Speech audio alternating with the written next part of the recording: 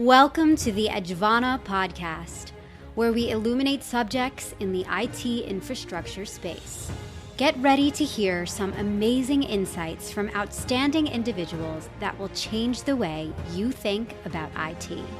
And now, here's your host, Mark Thiele.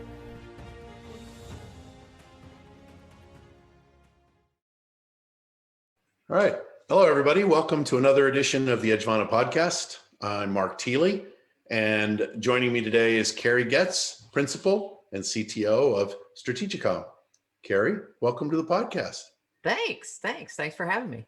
Oh, it's my pleasure. It's been far too long. I've enjoyed the fact that we've been in communication again recently.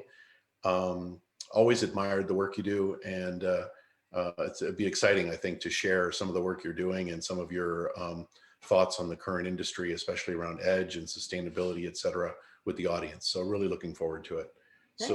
So with that, give us a little bit about you and Strategicom.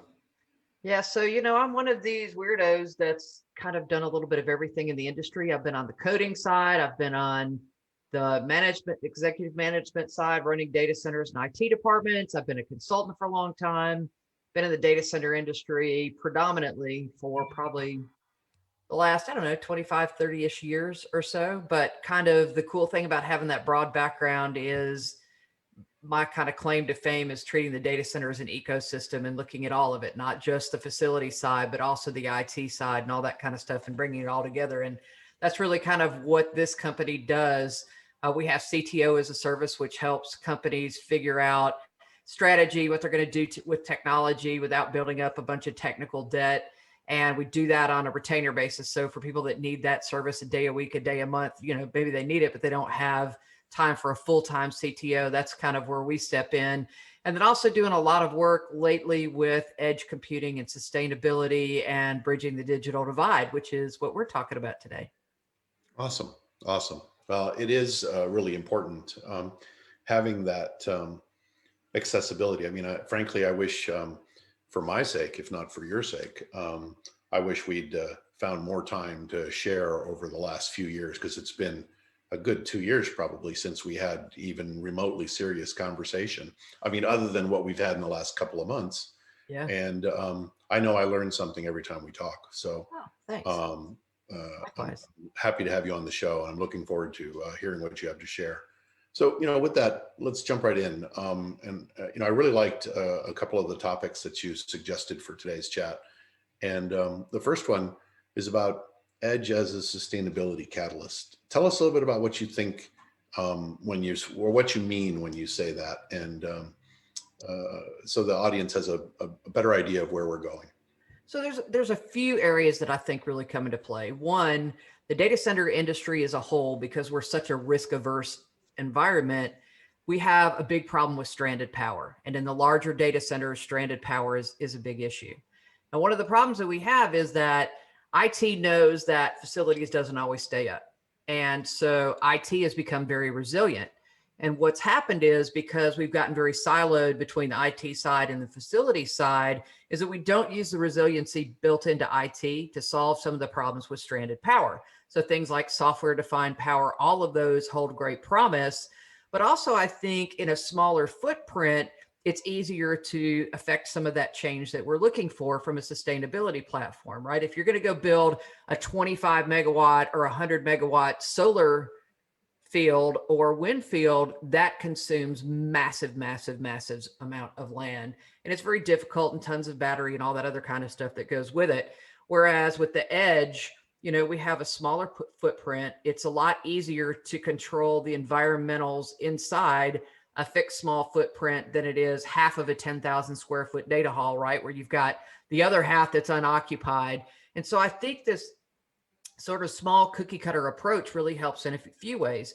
One, if it's edge and it's you have things that are resilient and meshed out, we don't have to build in the same level of redundancy at the edge that we would in a core data center, because we know we've got that resiliency built in from an IT perspective.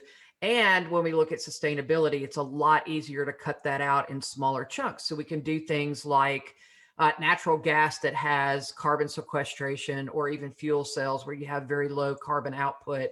And that really gets us off the grid for some of those. And then places where the grid is not at all sustainable, and places where the grid is not at all green, you can't just do a lift and shift on that without having some kind of transition thing in place. And so I think that's really a good place where some of the natural gas, wind, and solar comes to play. But again, it's much easier to do that in those smaller footprints and kind of build that out as a Lego, if you will, as opposed to trying to do it over 100 megawatts at once. That makes a lot of sense. And I'd like to approach that feedback from an answer from two different perspectives. One is that we have a significant opportunity to in some degree revolutionize how we deliver power to compute in general, right? And I'm actually been as part of my work with Edgevana, I have talked to several companies recently that are effectively building discrete data center. Isn't the right idea, but you get it's in the sense that it's independent, right? Yep. You could take it and put it almost anywhere, assuming you could get services to it, not including electrical. You might have to get gas pumped to it. Of course, you could store, but other than that, it's off the grid and you can supply it. And it seems like those different opportunities in combination potentially with the notion, and I think you and I might have even talked about this in one of our conversations. I've certainly belabored the point seriously over the last couple of years, and that's that we need to challenge our assumptions for what edge is going to look like, and not just assume that we're stretching what we already do out over the edge and make it smaller, right? So from both of those perspectives, what are you seeing, or what do you think might be important early versus later? Well, I think a few things. One, I think if you look kind of where we are in the United States, we have big pockets of data centers, and the rest of the country is largely underserved. And so that really is hindering a lot of things, like, bringing up digital divide and some of the other things. But I think what we're really looking at from edge is not, it's the ability to distribute our compute where we need it. So content delivery networks, precision agriculture, smart cities, smart communities, rural healthcare, all of these things where that compute is needed that aren't in a Loudoun County, Virginia, or pick one of those large data center cities. And I think from a resiliency standpoint, it's also really promising because now we're taking that compute and we're spreading it out. So we're not reliant on a single grid. We're not like there was years ago, these guys from MIT did a study and figured out there was about 6 places in the US that you could build a data center where you could be attached to 2 disparate grids, and that would get rid of potentially having to have diesel and backup generators and all that kind of stuff. Right. Probably having it in kind of the data center industry as a whole is, we sort of subscribe to this, if it ain't broke, don't break it. And I think it hinders innovation. And we have this real culture of fear here where people are scared to try new things because what if it doesn't work? And with edge, we have that. We can build in the resiliency. So if this site goes down, we have other sites. So think about this. If you took 5 different edge sites, you had one on natural gas, you had one on solar, you had one on wind, you had one on the regular grid, and one, I don't know, maybe diesel or hydro or fuel cells. That's 5 different manners of powering.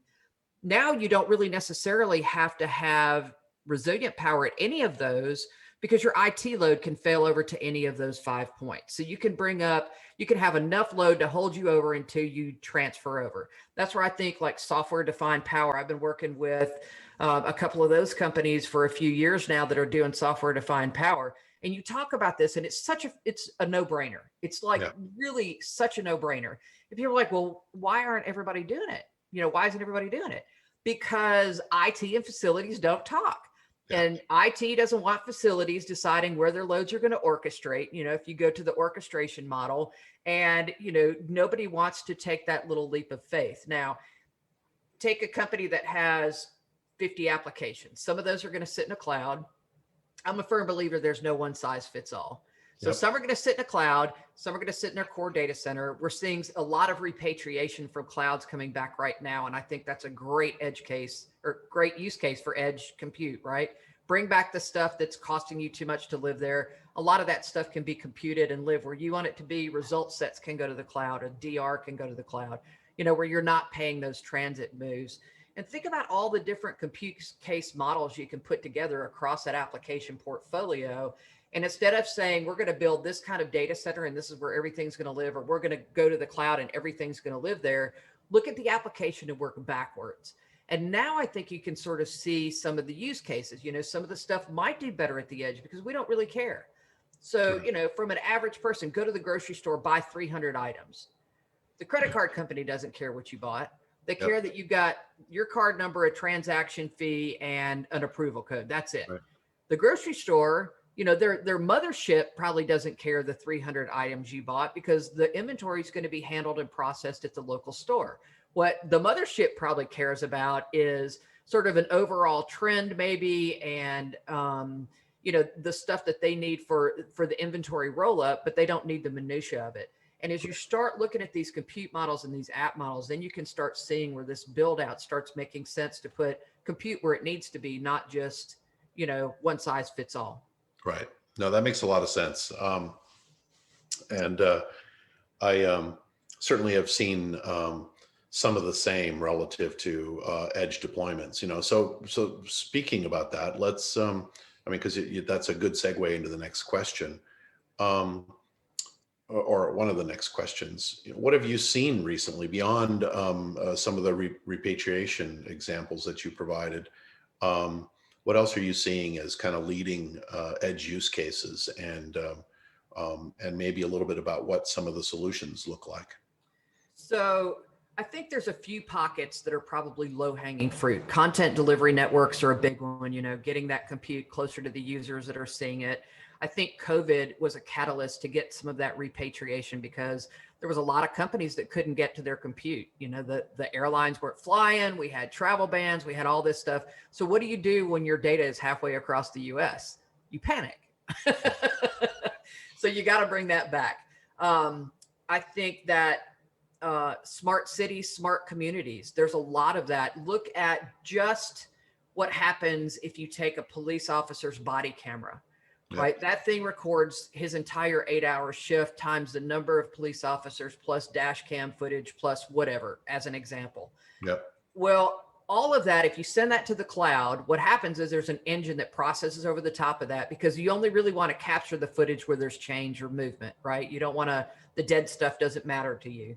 Right. And then you have to bring that back. Now, then on top of that, we have to think about data sovereignty.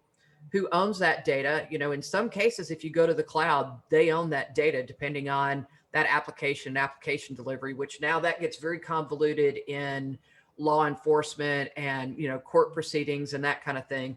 And I think as we get to more and more of these really intelligent applications, certainly running AI over it, machine to machine learning, smart community is another example, smart transportation, precision agriculture. And one of my favorites that I've really been working hard on is bridging the digital divide. I mean, you would be surprised the number of Americans that just don't have internet access at all as an option. Then add in the ones that can't afford it. And then I think what's really going to drive a good bit of the edge computing is the fact that we have oversubscribed all of these lines, these end providers that come to your house. And you say you're getting a gig, you're not getting a gig. I mean, if you run speed tests, you're getting nowhere close. Your upstream and downstream are way out of balance, for what happens to go up. And look at video, it uses both equally. Right. And so I think they're going to have to build some of that capacity out because at the end of the day, somebody's going to look at these contracts and say, come on, you really have to start providing what people are paying for. And I think that's going to push a good bit of this to the edge too, because you can't deliver it all from central locations, no matter how much you want to try. Yeah, and that's a core component, I think, of the considerations that have to be made relative to the development of the edge. Is that the point you made, one that I've made, a similar one I've made several times recently, is this notion of asynchronous bandwidth use, and historically that's suited us just fine. But as one primary example. Just for myself, I had to upgrade bandwidth to a ridiculous number just so You get a that tenth of it. my wife and I could both work from home. And if both of us happened to be on video, we would still experience decent service. And so when I say it's ridiculous, it's because 99 days out of 100, I don't need anywhere near 700 megs download speed. I mean, even 45 megs download speed would be more than enough the vast majority of time for me. Sure. But the problem is that at 150 megs download, 150 megs download that I had, that meant 8 to 10 megs upload, which wasn't nearly enough for 2 or more people in the house to be using video and doing other connected apps. And so I had to upgrade to, the gig, in theory, gig, and that managed to get me to a whole 36 to 40 megs upload. And so that is about as asynchronous as it gets, right? And no pun intended. Right. So I think for many in the industry that are used to deploying big to big, as opposed to many bigs to big to big, which is what the future of Edge is. The difficulty lies in the consideration for, okay, I got you 100 gig connection to Albuquerque, but wait a minute, I thought I only needed 10 megs or 20 megs to every one of the houses and businesses in Albuquerque. How come everybody's using a gig to 5 gigs? That doesn't work. The old saying goes, that doesn't compute, it doesn't network. So that's a real problem space, and frankly, an opportunity for those of us, I think, worried about the edge in developing that for customers. And so people consume differently. Yeah, absolutely. And as you mentioned, the workloads that are likely to be moving to the edge and requiring that just-in-time compute, as most people recognize, when you combine the power cost and cost of a massive increase in broadband network utilization in combination with the in and out charges, potential charges of collecting data in one place and then moving it somewhere else and then using it there, et cetera. It just means that for many workloads, Edge will actually be more cost effective, regardless of the assumption around it being premium real estate. Now, in that last response, you hinted at our final question, and something I know that's near and dear to both of us, because we obviously spoke passionate about it the last time we had a conversation, and that's helping to bridge the digital divide. What are you working on, and what do you see as some of the opportunities? I know that they've kind of been laid bare by COVID. So what are you seeing? Yeah, they've definitely been flayed open and their guts are showing. Yeah. And it's really sad, because you would think, in the middle of a big city in the United States, there would not be internet problems, and there are. It's not just access, it's affordability. And in some cases, saturation is a big problem. And, 5G came around and everybody's like, oh my God, 5G is going to solve everything. And I think 5G is the next greatest thing until 6G or whatever else comes along, because we're consuming different. So we're very much on this path where something new comes out and then we use it. So there was a guy named Parkinson years ago, and he had this theory about bandwidth and storage. And pretty much his theory was, if you put it out there, they'll fill it up. And we see this repeatedly. All these people are coming untethered. So when the cable comes to your house, you're not using cable TV. People are cutting that. They're using the internet connection part of that cable, and it's all streaming service, which now makes that whole downloading thing very important. But uploading too. And we have students, and here's the thing, you take all these students that got shoved into remote learning, which is a horrible way for kids to learn. We've already figured that out. There's a million reasons why that's not going to work long term. But what they have learned is access to different tools to be able to help them with their homework and figure out assignments. And so that piece is not going to go away. They might not be doing Zoom for their calls, or maybe do Zoom when they're sick. I don't know, there's no telling what that hybrid model is going to look like. Yep. But we do know that the reliance on that data is going to continue. And I think cellular is a part of that puzzle. I think certainly cable and those type of connections are part of that, and building up that infrastructure. But the other part is just making it affordable. And one of my favorite things about tech is this circular economy we build, and tech really does tech for good. Yep. And so we see things like old devices getting repurposed and put in the hands of people that wouldn't have those otherwise. We see people in tech going out there and giving classes so that when the kids come home with this technology, the parents are not like, what do I do with this, and helping teachers sort all of that out. So I think all of this is going to help bridge that digital divide, but not just in the United States, globally. I think that internet connectivity should be it should be as standard as water, as standard as power for everybody. Because think about this. So this is where we're doing our banking. This is where we have access to doctors. What if you're in the middle of Montana? Yep. And there's a snowstorm? How do you get to healthcare? Right. I mean, that's a way to literally bring healthcare into every single home.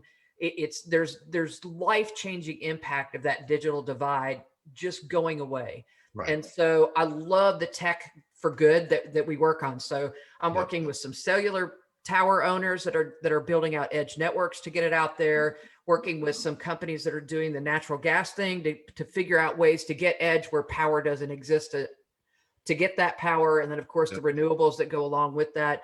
So it's all this kind of fun, very new equation. It's kind of everything old is new again, but new and improved again. So yeah, it's been a lot of fun. That's outstanding. And as I said at the beginning of the question, this is an area of deep interest for me as well. I mean, I 100% agree with your sentiment that this is no longer a nice to have, right? That you, in many cases, can't meet your own obligations at the simplest level without good internet access. And at and that's sort of a fundamental, right? There, you can't meet your obligations. That shouldn't be the reason that it's so important, but it really, even at the simplest level, your boss calls you on a weekend and expects you to finish something that you otherwise can't, and the only way you can get access to it is the internet. Well, even if without the pandemic, who's home on the weekends? Who's trying to play games and do schoolwork and other stuff, right? And so this, and then the cost is sort of like a gas tax. It hits the lower income much harder than it does the rest of us, right? Gas is X% of my income, whereas for somebody making a tenth of what I make, that's an actual big chunk of their monthly salary, right? Or a fifth of what I make. And so that's a huge opportunity area. And I'm optimistic that helping the edge develop gives us both an opportunity to bring more of that access to more people, and agree that it's a real problem in most continents, although some are doing better than we are. Some countries are doing better than we are. But like, I'm working more and more with Africa these days. Yep. And the real problem there isn't service. It's that the only way to acquire the service is over a phone. Yeah. Right. So that's, I mean, imagine if we all had to work via using our phone as a tether. Jesus. Well, I can give you another great example too. I mean, I live in the state of Mississippi right now, and we used to be fifth in the nation in supercomputing power, and we were the telecommunications capital of the United States. We are none of those. And we have so many people here because there's a lot of rural area. The only way that the kids could go to school was to pull up to a church parking lot, hit Wi-Fi, and then, have their classroom be in a school, in a car. Yeah. Well, those cars, to your point, it's the gas to get there. It's, we should not be that way, considering we used to be the communications capital of the United States. But it just goes to show that, shift in companies, shift in where companies headquarter, shift in population, all of that has an impact. And so we have to be somewhere where we're less reliant on static things, because nothing in tech is static. Yeah, absolutely. Absolutely. Well, it's a key opportunity space for those of us who see the problem and want to help should participate, how public companies, private companies should get more involved and not wait for somebody to demand it, but where the federal government potentially providing incentives to help build this stuff out is really critical too, I think. And So quality jobs down the road too. exactly. I mean, that's the key thing, right? It's so many times when I realize that people sometimes just need money, and it's not up to you or me to decide how they spend that money or what they spend it on. But oftentimes we miss opportunities to build something that actually generates a better future for those, that rather than the short-term value of just giving someone cash, right? So teach a man to fish, right? Yeah, exactly. So Carrie, this has been really fun, and I know that we could go on for another half an hour or more. But as we've begun to run out of time, I wanted to give you a chance to end on a Carrie note, right? What would you like to have the audience take away from this, or what is it about something in the industry that you'd like to speak about? So I've been a huge proponent. I have a podcast that's Careers for Women, Trades, and Vets in Tech, and there's we have a hashtag that follows that: hire the person, not the paper. And I think that in this industry and the way, where tech is going, I think it's important to reach out to our young folks and let them know that there are amazing careers in tech that don't all require you writing code. There's everything from construction to the boardroom and to the cloud and all things in between. There's a huge space for trades. There's a huge space for people in really all walks of life. And as the edge builds out, that's just going to build it closer and closer. And a lot of these jobs are a lot of fun. You can travel the world in tech and do great things. So I think as we reach our young people and really try to bring them along in STEM and STEAM and all of the different careers, that we really look at the depth and breadth of what's happening in tech and Yep. all the different places that kids can go. And Edge is just going to bring it closer to home. And I think that really kind of the sky is the limit. Awesome. Well, with that, you sort of advertise, but let's get even more specific. Tell us where we can find you online, where you have written content, where you like to go hunting. No, just kidding. You don't have to tell us that. And where people can participate if they want to get on board with your jobs program. Yes. So the Careers for Women, Trades, and Vets in Tech is on every available platform, or you can get to it through my website, strategicom.com. And that's strategitcom.com, which is strategy, IT, and communications all melded together, which is where that came from. And you can reach out to me on LinkedIn. I'm always happy to connect. I have lots of mini mentees on LinkedIn. So if you have questions or want to connect and need help, advice, please reach me there. I'm always happy to connect. Awesome. Carrie, thanks again for being on the podcast. It's Absolutely. been a blast. Really good to catch up with you. And as I said at the beginning, I've always admired the work you've done. I'm admiring the work you're doing now, and frankly, hoping that the two of us find more opportunity to spend time on projects. So Absolutely. Me too. Thanks. thank you. Thank you for listening to the Edgevana Podcast. Be sure to subscribe to the show on your favorite podcast listening app or on YouTube. To learn more, visit www.edgevana.com. Thanks for listening, and be sure to join us on our next episode.